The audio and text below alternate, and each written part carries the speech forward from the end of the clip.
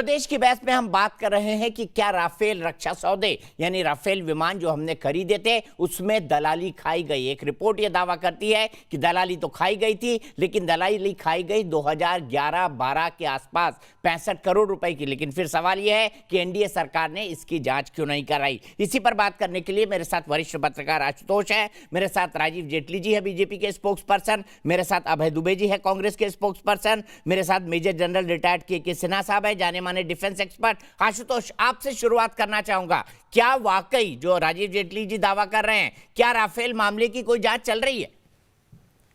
दीपक, इसमें दो तीन चीजें। पहली बात, राफेल मामले में किसी तरीके की कोई जांच नहीं चल रही, क्योंकि सुप्रीम कोर्ट में जब यह मामला गया था तो सुप्रीम कोर्ट के बाद से मामला बंद पड़ा हुआ है। तो जो भी अगर जांच पड़ताल चल भी रही है वो अगस्ता वेस्टलैंड के मामले में चल रही है। राफेल के मामले में ना कोई एफआईआर है ना कोई जांच पड़ताल है।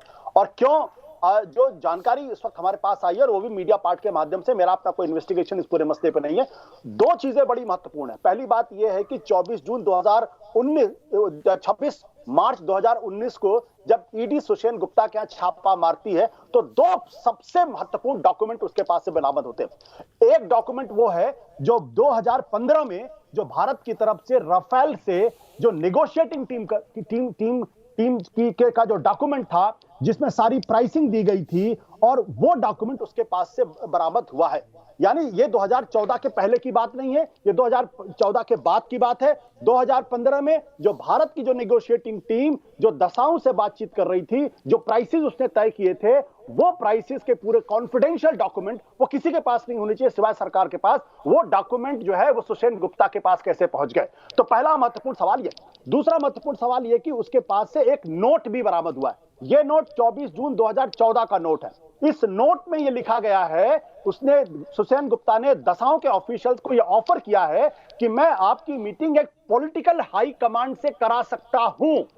ये पॉलिटिकल हाई कमांड कौन है? जिससे सुषेण की मिली भगत थी, या सुषेण जिसको जानता था, जिसके माध्यम से वह दसाओं के अधिकारियों से कह रहा था कि मैं ये पॉलिटिकल हाई कमांड से आपकी मीटिंग करा सकता हूं। तो ये जो 2014 के बाद का डेवलपमेंट है वो इंपॉर्टेंट डेवलपमेंट है। इसका मतलब ये है कि जो भ्रष्टाचार का मामला 2003 से शुरू हुआ था, जो 4.25 करोड़ रुपए दिए गए थे, जो 2007 से 2012 के बीच 65 करोड़ रुपए दिए गए, और 2014 के बाद जो नेगोशिएटिंग टीम का बहुत ही कॉन्फिडेंशियल सेंसिटिव डॉक्यूमेंट होता है, वो इसके पास कैसे पहुंच गए? और क्यों वो ये दावा कर रहा था कि मैं पॉलिटिकल हाई कमांड से तुम्हारी मीटिंग करा सकता हूं? कि पॉलिटिकल हाई कमांड कौन है जिसके करीब सुषेण गुप्ता था? ये जाहिर सी बात है सरकार का आदमी होगा, क्योंकि कांग्रेस पार्टी का आदमी नहीं हो सकता है। मेरी अपनी जानकारी में उस आदमी का नाम मुझे पता है, लेकिन मैं अभी नहीं बता सकता, उसको थोड़ा और कंफर्म करना है।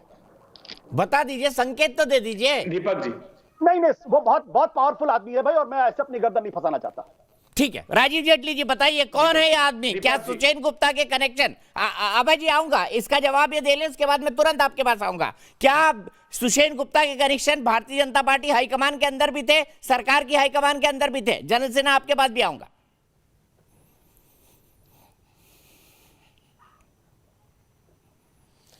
मैं एक बात समझना चाहता हूँ, शायद अपनी नॉलेज के लिए समझना चाहता हूँ। मैंने जीएफआर भी पढ़ा हुआ है, जनरल फाइनेंशियल रूल जो है, मैंने वो पढ़ा हुआ है पूरा, तो मुझे थोड़ा सा प्रिक्योरमेंट पॉलिसी की नॉलेज भी है।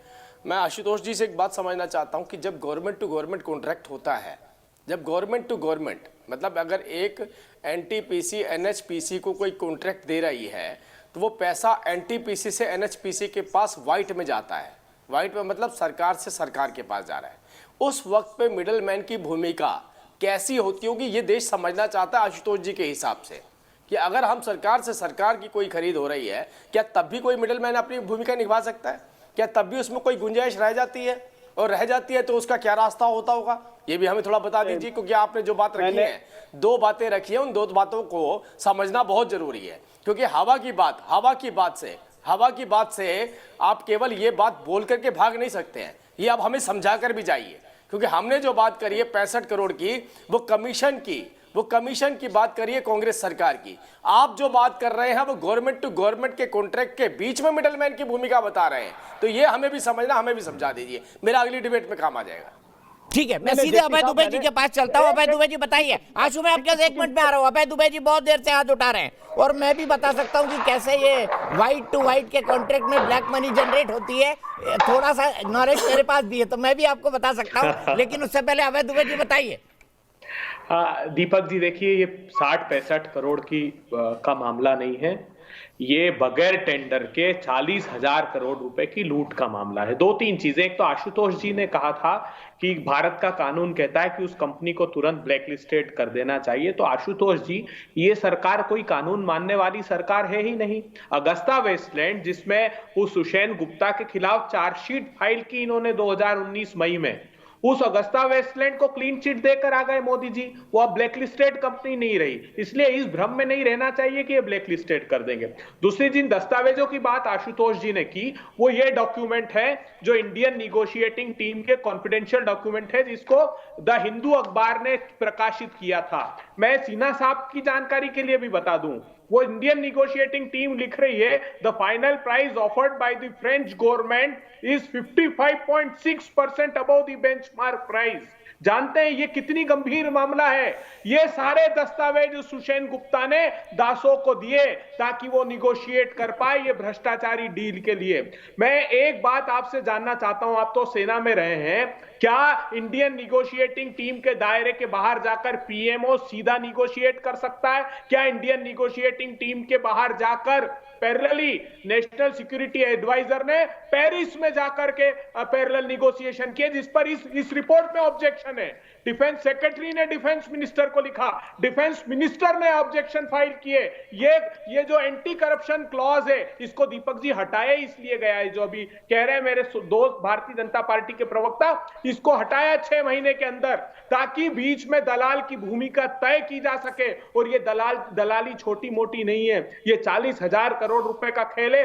526 करोड़ रुपए का एयरक्राफ्ट, 1670 करोड़ रुपए में एक एयरक्राफ्ट खरीदा, जो डील फाइनल हो चुकी थी। अगर उस समय ये पकड़े जाते तो आशुतोष जी कह रहे हैं वो ब्लैकलिस्टेड भी होते, क्योंकि डिफेंस प्रोक्योरमेंट प्रोसीजर 2013 के स्पष्ट प्रावधान थे, जिसको इस मीडिया पार्ट ने भी विस्तार से खुलासा किया है कि कैसे मेहनत करके ये सारे क्लॉजेस हटाए गए, सॉवरेंटी क्लॉज हटाया गया, सिर्फ लेटर ऑफ कंफर्ट से काम चलाया गया। तो ये एक बहुत बड़ा स्कैम है।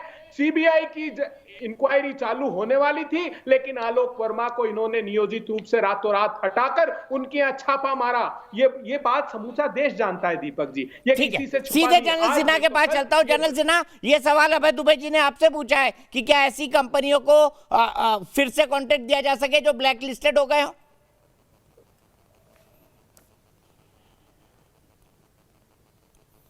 देखिए दीपक जी, आपके साथ ही मैं 2015 से इसके ऊपर डिबेट कर रहा हूं। मैं प्रोक्योरमेंट, जो डिफेंस प्रोक्योरमेंट पॉलिसी है, जो प्रोक्योरमेंट का पूरा ये, मैं उससे बहुत वाकिफ हूं। 80% जो प्रोक्योरमेंट है एज एडीजी इन्फेंट्री मैं करता रहा हूं, तो मुझे एक एक बात का इंकत है और इन सब चीजें हैं। ये बार बार आशुतोष जी भी कह रहे थे और फिर उन्होंने भी दोहरा दिया, ये कहते हैं ब्लैकलिस्ट कर दीजिए। इनका एक लाइन है, 2016 में कहते थे कि ब्लैकलिस्ट कर दीजिए, रफाल आना नहीं चाहिए, आपके पास ये स्क्वाड्रन्स होने नहीं चाहिए, आपकी कैपेबिलिटी बिल्ट नहीं होनी चाहिए।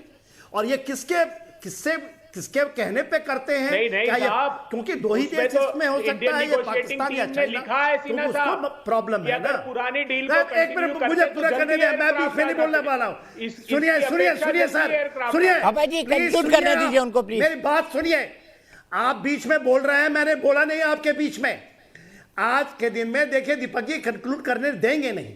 बात यह है कि आज भी ये कह रहे हैं कि ब्लैकलिस्ट कर दीजिए, जिससे कि एक स्क्वाड्रन जो और आने वाला हासी मारा वाला वो रुक जाए, जिससे चाइना को फायदा हो जाए। बात तो किसकी है? बात आप ये बात करते हैं 2010 में जो आपका अगस्ता वेस्टलैंड का हुआ, उसमें सेम आदमी है। दीपक, इनको चुप कराए तो मैं बता दूं, ये तो बोल गए, मेरे को क्यों नहीं बोलने देते? उसके बगैर देखिए 2010 में दीपक जी देखिए, ये बार बार 40,000 करोड़ की बात करते हैं, 40,000 करोड़ के इसमें घपला हुआ। आपको सुप्रीम कोर्ट ने, उसके अलावा कैग ने यह कह दिया 3% कम है फुली लोडेड स्ट्रिप एयरक्राफ्ट में। यदि मैं अनुभव को नहीं समझा सकता, आप उसके ऊपर में बियॉन्ड विजुअल रेंज के मिसाइल्स लाते हैं, एयर टू एयर, उसका ग्राउंड टू एयर। अरे भाई, बात क्या करते हैं आप? मुझे बताइए, आप बात क्या करना चाहते हैं? आज के दिन में रफाल जो है, प्रत्येक एयरक्राफ्ट 3% कैग का रिपोर्ट है ये, और आप इसको रोकना चाहते हैं। आप कहते हैं ब्लैकलिस्ट कर दीजिए उसको। किस लिए ब्लैकलिस्ट? देखिए, अगस्ता वेस्टलैंड को भी क्लियर चिट दे दिया गया है कैबिनेट कमेटी ऑन सिक्योरिटी क्योंकि उसके अंदर में जो 423 करोड़ का किकबैक है और वही आदमी सुशांत। अच्छा, मैं आप दोनों को रोकूंगा। आशुतोष को एक 30 सेकंड का इंटरवेंशन, फिर राजीव जेटली जी कंक्लूडिंग कमेंट करेंगे। आशुतोष, 65 करोड़ रुपया गया कहां? दीपक जी, जनरल सिन्हा जी की जो चिंता है वो जायज चिंता है। ये बताइए ना, एक मिनट जो आज डिबेट है, सिन्हा साहब मुझे बोलने दीजिए। सिन्हा साहब मुझे बोलने दीजिए। 65 करोड़ रुपया 2000। आशुतोष बोलिए, आप बोलिए। जनरल सिन्हा 1 मिनट रुकिए, आशुतोष को अपना पॉइंट रख लेने दीजिए। पहली बात, जनरल सिन्हा की बात चिंता जायज है, लेकिन वो जो ब्लैक लिस्टिंग है वो कानून के हिसाब से है। वो देश कानून के हिसाब से चलेगा, संविधान के हिसाब से चलेगा। मैं क्या सोचता हूं, जनरल साहब क्या सोचते हैं, इससे नहीं चलेगा। ब्लैकलिस्ट करके उससे फ्यूचर में कोई नेगोशिएशन नहीं होगी। जो मौजूदा डील है वो डील एज इट इज बनी रहेगी। करता है ना। दूसरी बात नहीं करता। दूसरी बात जनरल साहब, I don't want to be disrespectful to you. Supreme court नहीं जानता संविधान, वो उसका इंटरप्रिटेशन नहीं करता है संविधान का। Please listen to me quietly. क्या लिसन करें? आप तो कहते हैं ब्लैकलिस्ट करते हैं। आपको क्या, आप किस चीज की बातें कर रहे हैं? आप क्या लिसन करें आपसे? आप कहते हैं ब्लैकलिस्ट। आप ये कहिए। अच्छा, एक एक करके प्लीज, एक एक करके आशुतोष कंक्लूड करिए, फिर जनरल सिन्हा मैं आपके पास फिर आ जाऊंगा। कर दीजिए, बंद करिए जनरल साहब को। दीपक जी, जनरल साहब को बोलिए शांत रहे। मैं I don't want to be disrespectful general. पहली बात यह है कि जो कानून के हिसाब से देश चलेगा, जो भारत का कानून है उसके हिसाब से कोई कंपनी अगर किकबैक देती है तो वो ब्लैक लिस्टेड होगी। जो मौजूदा डील है वो डील एज इट इज चलती रहेगी, यानी राफेल के आने में कोई दिक्कत पैदा नहीं होगी, भविष्य में उसके साथ कोई कॉन्ट्रैक्ट नहीं होगा। दूसरी बात, जो डॉक्यूमेंट हुसैन के यहां से पकड़े गए हैं वो कौन से डॉक्यूमेंट है? वो बेंचमार्क प्राइस डॉक्यूमेंट्स हैं।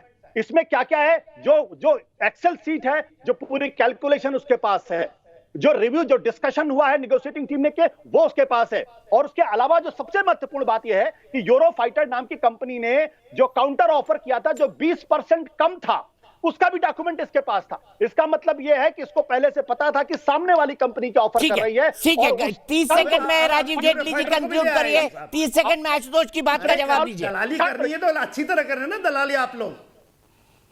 जनरल साहब, दलाली आप कर रहे हैं बैठ के। यू आर ए दलाल।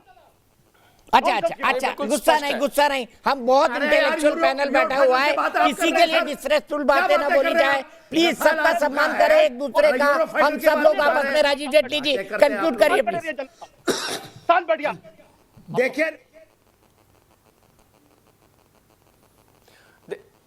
देखिए, एक ही सामान को दो अधिकारी अलग अलग वक्त पे खरीदते हैं, और एक अधिकारी की आदत है कि वो कमीशन हर बात पे मांगता है, और दूसरा अधिकारी कहता है कि मुझे बिना कमीशन के सामान चाहिए।